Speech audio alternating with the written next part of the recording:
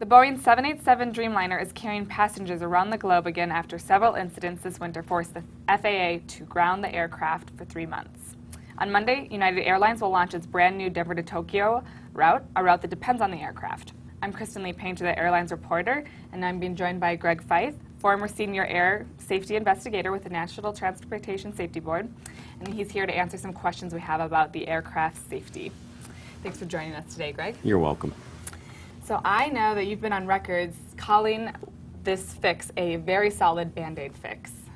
It is. It is a Band-Aid fix because it was basically implemented to get the airplane back in the air and get the revenue stream started again. And so when you say very solid Band-Aid fix, I'm personally getting on there. That doesn't exactly give me a lot of comfort. Can you explain why passengers should feel safe getting aboard this? When you look at the type of fix that's been implemented by the FAA, it's been approved by the FAA and actually being performed by the Boeing company. One of the things that they looked at was, of course, all of the safeguards necessary to keep that airplane safe in the air. And while this may not be a permanent fix, because as airplanes come down the manufacturing line, these new changes are implemented into the production aircraft. So those that are already out there are just being retrofitted. There may be changes in the new production aircraft that aren't necessarily identical to the fix that's been implemented to get the airplane flying again. But that fix has been well vetted, the airplane's been returned to service, and there have not been any problems with that new installation since its approval. Maybe you can, for those who haven't been following it as closely, explain what this fix is, what it's trying to alleviate and what it's trying to prevent. Yeah.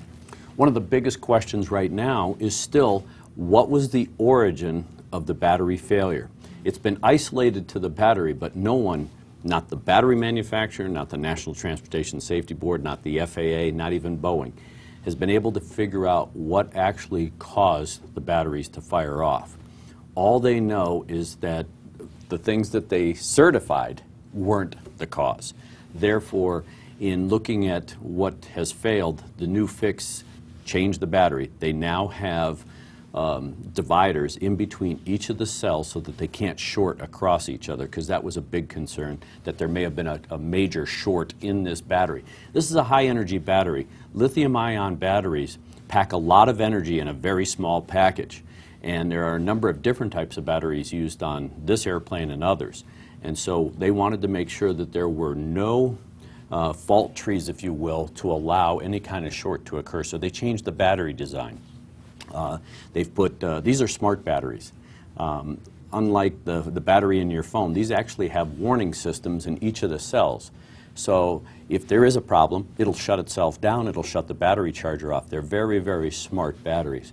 So they've just built up that technology. They've vented this material that they use. It's an electrolyte material, it's an organic type material, but it's highly volatile. So now they have a venting system to take it overboard, and then of course they've encased this battery into a fireproof box so that in the event of a fire, it's very well contained. So the plane is electric and these batteries are powering that whole system. So let's walk through this hypothetical. This has been flying, United's been flying its aircraft over, domestic markets, which if anything happened, they could make an emergency landing pretty easily, and there's a lot of accessible airports. We're going over the Pacific now. What would happen if something were to happen to the battery, there were to be an incident, a fire? What would be the safeguards, and what can that plane actually, how far can it go in that sort of condition? When these airplanes are certified for flight over water, long distances, they have what's called ETOPS, or extended operations. And you have to, in a two-engine airplane, be within, depending on the circumstances and the certification, anywhere from 120 to 180 to 210 minutes from land. So if we use 180 minutes as that certification point, if there were a failure and the pilots had to divert, they have to be able to divert to an airport within 180 minutes of their point in space. Okay, so kind of compare what's been happening, and this has been quite the brouhaha for a while. Compare what has been happening to the 787 to previous aircraft, new aircraft that entered the enter the market. They all kind of have some fits and starts. Where is this in that scope? Back in the 60s and 70s, when we introduced the later generation 737, 727 aircraft, and then the jumbo jet, the 747, there were a lot of growing pains with each of those airplanes, like anything else. It's like with a new car. You create a whole new car, you're going to have bugs, you're going to have recalls and that kind of thing. It's a little more serious with an airplane. But the 747 had issues when it first came into service. The Airbus 380, they went almost 2 years with problems with that aircraft. But they were very low-key because the airplane wasn't manufactured here in the United States, and there were no operators of that airplane here in the United States. So it really went under the media radar, if you will, unless you were plugged into the aviation aspect of it. But because this is our airplane, it's built by Boeing here in the United States, it garnered a lot of attention. But the airplane itself is a solid airplane.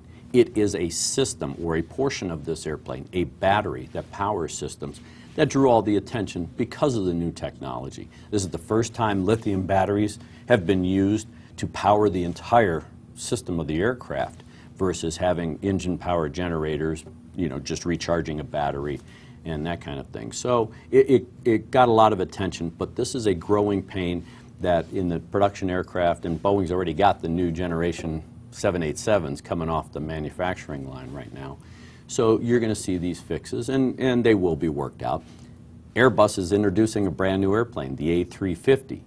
And I guarantee that even though they're watching what happened with the Boeing 787, they're going to try to avoid that, but there are going to be problems.